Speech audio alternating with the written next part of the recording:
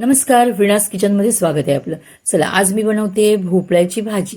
तर ही भोपळ्याची भेस आहे ती मी बाजारातून आणली आहे. अख्खा भोपळा घेतला तर काही तो संपणार नाही आहे आपल्याला. त्याच्यामुळे आणि अजून केलं तर आपण पुऱ्या किंवा वडे करू शकतो. पण सगळंच गोड गोड होतं, त्याच्यामुळे एकदमच सगळं बनवणं काय म्हणजे मुलं खाणार पण नाही आहेत. त्याच्यामुळे भाजीपुरतं असं एखादी भेस आणली की भाजी होते किंवा मग पुऱ्या बनतात. त्याच्यामुळे असं कट करून भोपळा आणलेला अगदी उपयोगी पडतो आणि वायाही जात नाही तो. तर इथे बघा, आपण मस्तपैकी ह्या भोपळ्याचं साल काढलंय. त्याच्यातल्या बिया आहेत त्या मी सुकवून ठेवणार आहे, म्हणजे माझ्या बागेमध्ये टाकता येतील मला. आणि साल काढल्यानंतर आपण अशा छोट्या छोट्या फोडी करून घेतल्यात. तुम्हाला कशा पाहिजे तशा फोडी तुम्ही बनवू शकता. आता इथे फोडणीची तयारी. फोडणीत आपण कढीपत्ता टाकलाय, मोहरी टाकली आहे, थोडासा मी हिंगसुद्धा टाकलाय, इथे दिसत नाही आहे तुम्हाला. आणि कांदा आणि ओली मिरची चांगली आपण परतून घेऊया. तोपर्यंत तुम्ही माझ्या चॅनेलवर नवीन असाल तर चॅनेलला लाईक, शेअर, सबस्क्राईब करायला विसरू नका. इन्स्टा FBला असाल तर फॉलो करायला विसरू नका.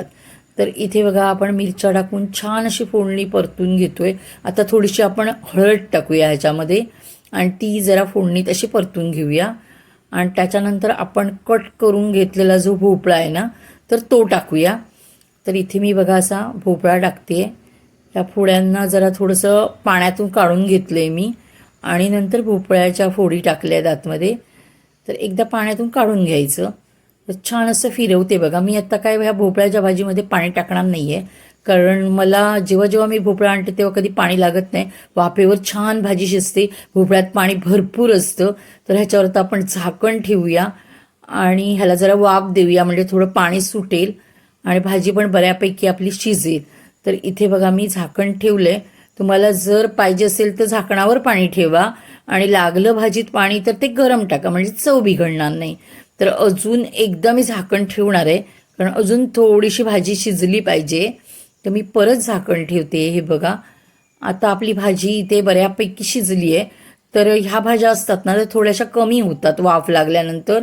मी आत्ता या स्टेजला त्याच्यात मीठ टाकते बघा, म्हणजे मग भाजी खारट होत नाही. कारण भाजी आळली जाते असं म्हणतात ना, तोच प्रकार असतो. तर इथे मस्तपैकी मी मीठ टाकले आणि आता मी ह्याच्यात खोबरं आणि कोथिंबीर सुद्धा टाकणार आहे लगेच, कारण आपली भाजी व्यवस्थित शिजली आहे ही बघा. तर इथे मी तुम्हाला दाखवली आहे भाजी आपली शिजलेली आहे. तर वरून खोबरं आणि कोथिंबीर टाकूया.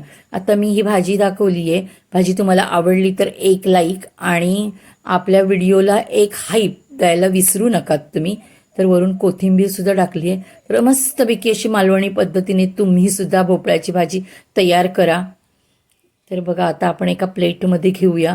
किती छान दिसते भाजी ती आणि चवीला तर अप्रतिम बनली होती. तर नक्की करून बघा या पद्धतीने. धन्यवाद.